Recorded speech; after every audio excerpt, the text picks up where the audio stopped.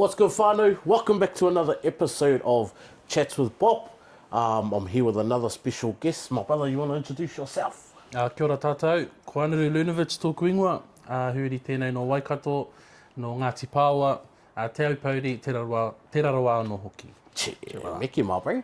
Tell us about yourself, my brother. Where you're from, where you're raised. Yes, Bit of your life story, my brother. So I'm from a little town in New Zealand called Kaiawa. It's kind of between Auckland and Thames. Hauraki, pare Waikato. So I'm 33 years old. Yeah.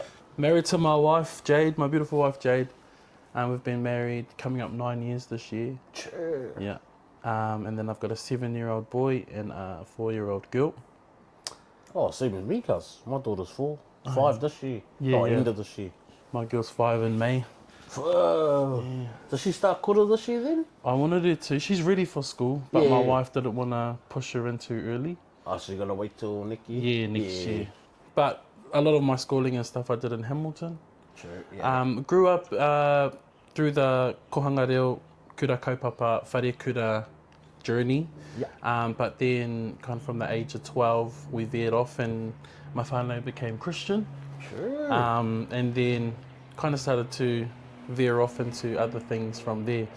But age 29, I made the decision to boot it from the church and start really reconnecting with my ao Māori. Yeah, true. And that's kind of the biggest influence on my life today. Yeah. Ke whaka Māori ake, tōku whānau, ahau anō. Yeah. Mean cuz. A lot of our cultural practices are now heavily influenced by the church. Yeah. So I guess for me, it's just about trying to, in my own way, in my own time, reconnect with the way our tupuna used to operate. Yeah. Well, this is it's the thing that pretty much colonised us, bro. Yeah. And I was Absolutely. like, oh, true. Yeah, so once you can kind of grasp that Christianity isn't all... there is some absolute good in it. And for a season, my whānau needed that. But I think it's also important to find balance. Yeah. Find balance in... Maybe I've tipped off completely off the scale and just gone completely Māori. But someone's got to do it to be able to pass it on. That's it, bro. I'm the same. I'm not I've never gotten into it. I wasn't raised in it. And but because I'm Samoan Toke as well. Ah, true. So, and that side's heavy into it, Yeah. And, they're beautiful people too. I love it. But just for myself, I'm well, no, I've never seen... Well, that's something cool that I like about our people is that a lot of people can just kind of make the calls for themselves. I think growing up, we didn't really have that option. It was so indoctrinated and so ingrained in us that it became the norm. And I think, a lot of my adult life was spent in the church, volunteering, building it up. And then I just realized one day that it's just not fulfilling anymore. You know? And there's got to be more out there. It actually happened during COVID, bro. Yeah. So I think when COVID happened, everyone had time on their hands.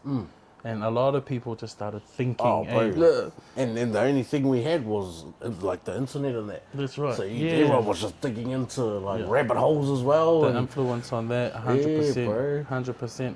But I didn't jump into that space intentionally. My wife actually introduced the whole rabbit hole stuff to me. Yeah. I said to her, I wish you hadn't have done that, bro. Yeah.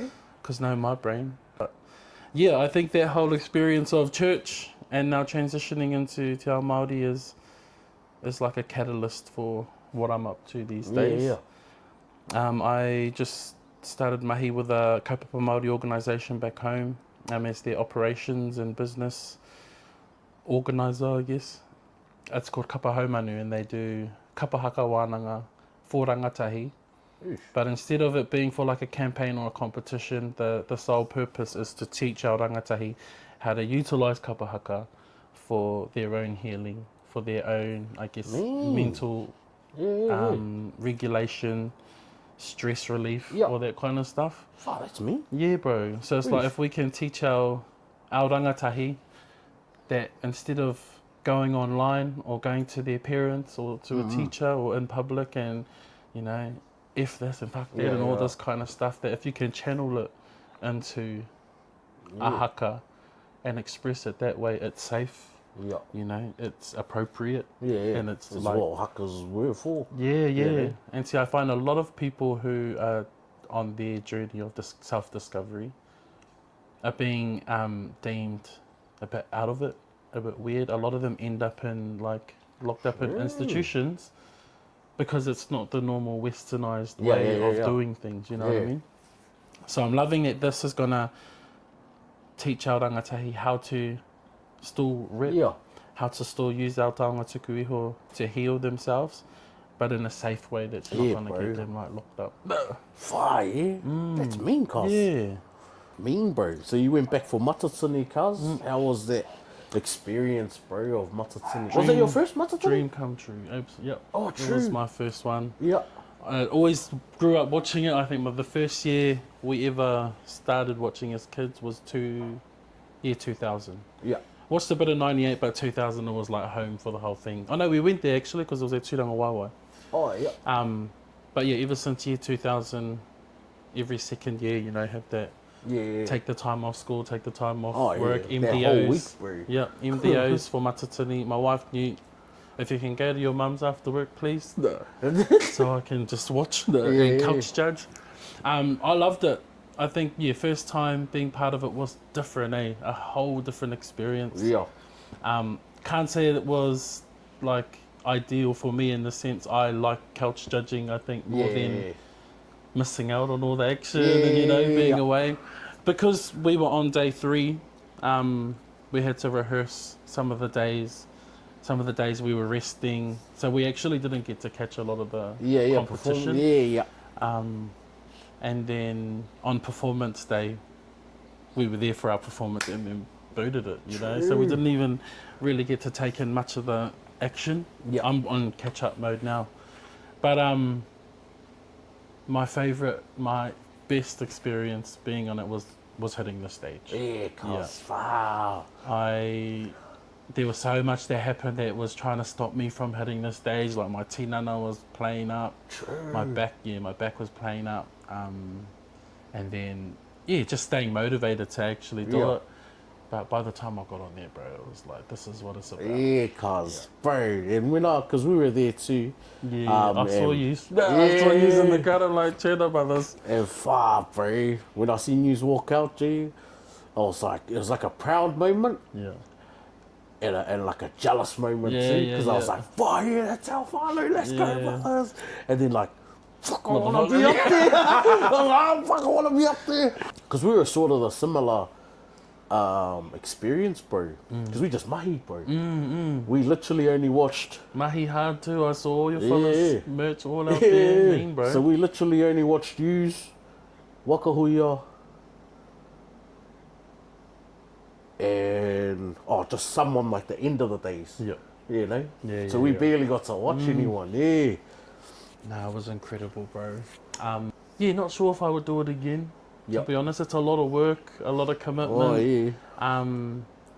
It was a lot, but no one can say I didn't do it because did you see the bros close-ups that he got? Yeah. So it's documented now. Hey, it's part of history. Now I can move on to the next Well, listen, goal. I was thinking, I was like, I just want to do one. Yeah. And then I'm like, tick.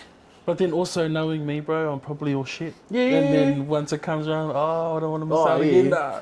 Bro, I'm like that with hackers in general. I'm just like, I can't be bothered. And then you start, or you go to like one practice and you're like, I missed the seat. That's it, that feeling, and then, start going. And then I'm like, I'm in there. Yeah. And then it gets to like, I'd say it's more than like 2 to 3 weeks out. And I get sick of it again. And I'm just like, fuck, let's just hurry up and get this done. Never coming back. I just want to get on that stage and get it done. Then I don't want to talk to you after that. I think for me too, because I grew up in the church, it was deemed evil, bro. Kapa Haka was evil. True. Yeah. So the church I went to, I'm not going to say the name. They would write Haka, but it would all be rewritten to, I guess, tell the story of Jesus Christ and God. But you go to school where there's competition. Yeah. They don't sing about just Jesus and God. They sing about our atua, ways, and that conflict was deemed not good from the church. So I never thought I'd ever hit a Matatini stage because my church wasn't going to have a Kapa Haka group good enough for it. So I kind of wrote it off. Then when I left, that was one of the first things I said. I was like, I don't care how long it takes, but I'm getting to Kapa Haka and I'm hitting the Matatini stage. Yeah. Hard, and we bro. did it 5 years later. We bloody did it. Hey. So there's this conflict of like, you know, tika and pono between those two are. And so, because when I was in the church, bro, I was a minister, I was a full-blown worship minister, director of worship, all that kind of stuff. So I was all the way in. Bible college, So coming out of it, like as you can imagine, the battle with what you have been raised to believe to what you know, what you were born into, and what's tika for like what where your tupuna come from. That's right. Know? But to this new thing that you've learned is telling you that where you come from is evil. I was like, there's got to be some kind of balance in there. So I looked into it and there wasn't balance, it was just colonization. Pretty much. Smoked it. What about your singing, bro? Your singing career? How did that start, and when did you figure out that you had this amazing voice that you have? I'll tell you what, bro, I've had to really start just telling myself that I've got this amazing voice, because it was something that I was always told to shut up as a kid. So I just had this thing I've never actually truly believed that I was a great vocalist. But I started singing kohanga reo, bro. All those e, or oo's, the basics. And then I just fell in love with it. I'd put on little singing shows at home for my mum and get my sister and my other mates to back me up. Started as a kid. I guess my first lot of exposure to being like the voice of a ropu was when I was at Rakomanga. I did my intermediate years at Te Wharikuro Rakomanga, and I had a solo in primary school nationals that we competed in. So that's kind of when I felt, okay, like, you know, maybe I can do something from there. And then after that, when I was moved out of Rakomanga, was when we became churchies. I see. So the gospel. Did you ever sing at church? I was a worship leader. I started worship leading, I think, age 15. And then from there, my craft developed. So songwriting, vocal arrangements, all done through the church. At the age of 21, I decided I was going to put out a little EP. So did my own little production of an EP.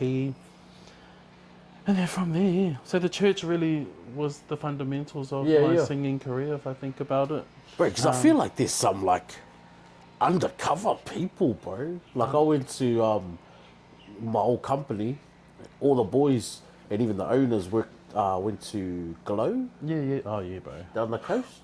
And all the boys I worked with were all singers and all this, and I was like, and they're like, bro, come down, dude. Like, just come down for a look. And I was like, That's how it starts. And I went down for a look, and I just seen like, I think it was about 4 of the boys that I worked with. Bro, just singing, dude. And it was like a concert, bro. And I was like, holy. Everyone on there were like, I felt like they were all soloists. 100, bro. I was just like, what the hell? That was pretty much what I did week in, week out, bro. Every week we had this big production kind of it felt like it was like a show. That was the first time, because I've been to church a few times with family and that, but it wasn't that. It's the new age Pentecostal it's just a big concert, bro. A big hyped up concert, which is how they get a lot of their followers. Because it's relevant. And I was like, you can see how people like coming. You know, if this is your vibe to start a Sunday. I was like, I felt good walking out. 100%. I was like, that was me now. 100. So we used to do like 3 services a day. So 2 morning services and a night service. So that 3 times. And then at one point, bro, we were moving around to like 3 different locations. So one church in Logan would start up there and would shoot down to Hope Island to the church at Sanctuary Cove and then to Coomera and do 3 shows there. It was full on, cuz. Fire. But that's where the passion and I think the natural ability to entertain and like talk shit when there's a gap in the shows and stuff. But now I'm keen as to get back into something just at home. Something to put out there. I think social media allows you to kind of just create. You can blow up. Put out what you want. Yeah. People can literally know, the whole NZ can know you from you not even leaving your house. That's anymore, right. You know? My only thing is I one thing I need to work on is collaborating and putting myself out there in that sense, because I can do so much, but there's so much I can't do. And I don't really have the brain cells, I think, anymore to learn a new skill. Do you mean like social media wise and all that sort of stuff? More so like the production, like I'm not a muso, I can't play instruments, all that kind of stuff. I've got like my whānau who can do it. I think once I can pay them, they'll probably jump on board. True. So that's the goal. I love just laying down tracks on my iPad and playing with vocals and harmonies. That's my kind of vibe now. Bro. Yeah. And I think even with the Kapa group, like, got to compose one of the songs for the Matatini campaign. But yeah, so I composed the tira. Me and my little brother. That was our tira. Karanama wrote the lyrics, like wrote the words, and then we put the melodies and the vocals, layerings and stuff. So there's something to be proud of. One of my compositions made it on the Matatini stage. That was a cool experience to teach a group of 60 adults. You know, as opposed to like a little band or just myself. I'm doing gigs every Thursday night in Pacific Pines, so if you're local, come check it out. You looking to do any more? I'm wanting to, but again, it's just the putting myself out there and believing in my craft, really. Because I've been offered a whole lot of bloody gigs. But then I was I can't do that because they just want R&B. Or I can't do this because they just want this sound. Like, shut up and just do it, bro. Also what I wanted to hit you up about is your hauora journey, bro. You know, I didn't even know. I think I'm watching you, and then there was a video where you're like, you're talking about it, that you've lost so many kilos, and I was like, and then I went on your page and, oh shit, true. Bro. So I'd usually sit between like the 145, 155 weight range, 145, 155 kilos, and that's not muscle mass, bro. That was straight up fat. Because I've never been physical. But last year I had a back injury, and I was already quite big, and I just knew that if I didn't start addressing something with my weight, that I was gonna probably be in one of those chairs big. I also have like anxiety. I also live with anxiety, and one of my things with anxiety is I lose my appetite. So I had this back injury, I'd lost my appetite, my mental health had taken a hit. And I started researching ways to address all of that with a back injury. And I started looking into fasting. So I did my first 7-day water detox. So I just drank the alkaline water. So I've got a little alkaline machine. I was using that water. And I just drank water for 7 days straight. No kite. I think on day 4 I started adding like pink Himalayan salt into it just for the electrolytes. But yeah, when I did that, I dropped 13 kilos. And everyone was like, it's just water weight, it's gonna come straight back on. So I knew that, okay, well, once I jump off this, I'm gonna transition to intermittent fasting. So I did that for a couple of months. And that got me down to 113 kilos. So I think I achieved that within 3 months. So what's that? I think I dropped over 20 kilos. After that, fluctuated, got back to life, started to pack on the pounds again. And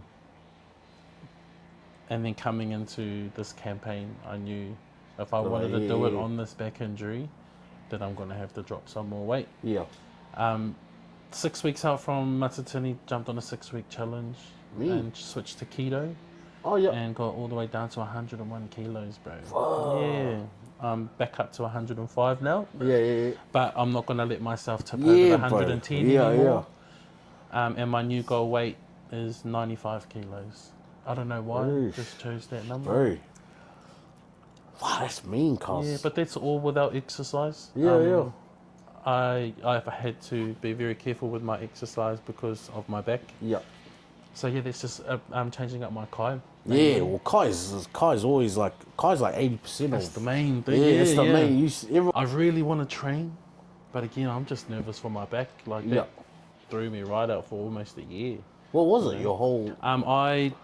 I slipped 3 discs on one side and then slipped 2 on the other, and now I've just got constant back pain. Like it just hums away. So it's restricted my movement. But when I did those discs, I was in bed for like 3 weeks. Yeah, I couldn't move, couldn't sleep. So I just don't want to get back there. Yeah. But also, if I'm honest, discipline, Yeah. commitment to the gym. But I've been listening to these podcasts, talking about changing your mindset. Yeah. And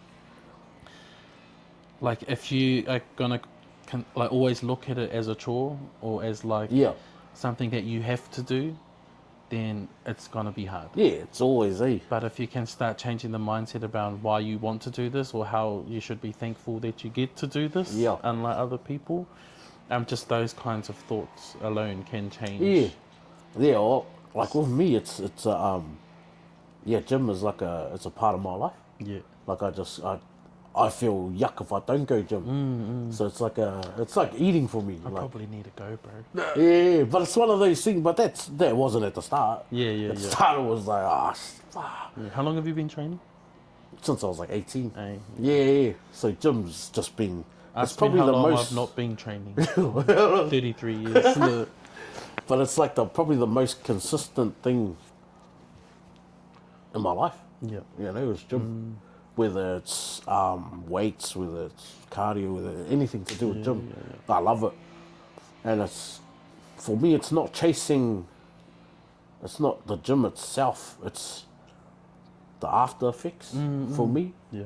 Like because gym's all about mental health for me now. Yeah. It's not about looks. That's what I need to do. Yeah. And the feeling that I have after the gym, like calms my mind. Yeah. Because my mind's always going like this with like everything that goes on in my life, work, baby, bloody social media, all that. The gym's the one place where I just switch off. Yeah. And then it gets me in the zone for that time. And then afterwards, bro, it's like just... I see that. I see so many people just headphones on, not giving a fuck. See, when I walk in, I'm like, who's watching me? Yeah, but no one's watching you, bro. Yeah, that's the key thing, bro, to remember about gym is everyone's there for the same reason, bro. Yeah. No one's there to like be like, oh, why is he walking in the This gym? one's here today. Yeah. Oh, look at him, he shouldn't be in the gym. Like no one's in there thinking that, bro.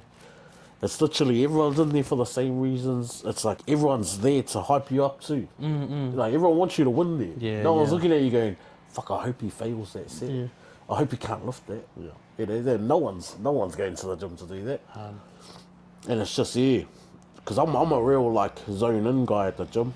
I'm a different person, and it's I've had to like talk about it on my social media too, because people will come up and they'll be like, oh, Boppa, like, but I'm just like a chill break. And they're like, oh, they try talking, I'll be like, oh, brother, but I just gotta like, I'm just getting it done. Yeah. And then like I come off rude. Yeah. So like people, bro, I've had like people going like, oh, this fella's all shit. Yeah. He's this positive guy online, time. but look, I seen him at the gym, So I have to explain to people, it's like, bro, when I'm in the gym, bro. I'm there for mahi. This work. Yeah. I'm not there to kick back. I'm there to go do the mahi, and then afterwards, all good. Like, yeah, brother, how are you? Yeah, good, brother. That's the one. So you just gotta, chase the feeling, bro. Yeah, well, I'm doing a 6-week challenge that I've really just pulled out of my own brain. Yeah. But I've done eating 6-week challenges to lose weight. I've done challenges to try and get fit, and they just never really addressed the main issue. So I'm creating my own 6-week challenge at the moment, that I'm just going to use myself as the guinea pig. Yeah, bro. But it really focuses on, I guess, putting a Māori lens on, again, healing, on wellness. So along with, moving my body and going for walks while I'm doing that, we do more tiatia, we do karakia, so we're doing our physical and aligning our wairua as well. Bro, haka is like exactly the ultimate. Yeah. So I've planned out this 6 weeks. Each week has its own theme. First week being this week, I'm day 2 now, but it's the theme is whakapapa, so setting the foundation and knowing why you're doing this and setting those intentions. So every day, got to do intention setting in karakia, got to spend some time in meditation, light exercise this week to ease myself and push it up again next week. And instead of focusing on like you have to do A, B, C, D and Z today, it's more so, okay, you have to address these things within the week. So easing people into it. By week 6, I reckon it'll be completely different. We're smashing everything out, getting a bit strict. But again, if we can set the foundation in week 1 and then start building slowly onto that, so it starts talking like week 2 will be about filling your own cup as opposed to giving it filling all everyone. But then week 4 is about community, so putting a Māori lens on wellness as a whole, holistic, and a holistic approach. Bro. But yeah, I'm not kind of basing it off any science for weight loss, because weight loss isn't the main goal. It's just about trying to fix. If you got to have a superpower, my bro, what would your superpower be and why? Water bending. I'm a water bender, 100%. Even go to the water hole and pretend I'm water bending. I just love water, bro. I'm a water rat. Right? You catch me up Cedar Creek all year round, like going for pure up there. I reckon water bending, because I reckon I could make myself fly with it. Seen that episode where they controlled blood, bro. How you gonna mess just with liquid that? in general. Liquid in general, bro. Yeah. So yeah, water bending, that's my superpower. If you had, you got to have a dinner with 3 guests, doesn't matter who they are, they can be dead or alive, famous or not. Who would you have over for dinner? Jesus. Jesus? Yep. Oh, yep. I have a lot of questions for that, man. Are you sure about this? Now tell me. How did you walk on the water? So Jesus, I'd love to put that, I guess, all of the confusion to rest around what's right and what's not. I'll talk to that man, talk his ears off. Next would be Bob Marley. One, because I'd love to just sit with him and have a cup of tea. But also, the music he created was set to a frequency that can change moods. He understands frequencies. So I'd love to pick his brain about his creativity. And how someone like him, who was just humble, from Jamaica, live real, can have such a huge impact on the world through music. Last person, probably our queen. Ngā waihono I te pō. I guess just to understand kingitanga. And what... And where it's heading to, the future of it. She's the new... She's it, bro. She's it for Te Ao Māori. Love to... our queen, if you want to invite us over for a cup of tea. Come over for a kai. If you ever see this, I'll let you know when I'm in town. Boil up or hangi? Ooh, boil up. Boil up? What's your go-to boil up, like meat? I'm simple, bro. I just love a watercress boiler or pork bones, mutus, potatoes. Don't need to have kumara. No, I'm simple. Pohara boil ups are my favourite. Bro, if you could go anywhere in the world on a holiday, and it can't be New Zealand, where would you go? Croatia.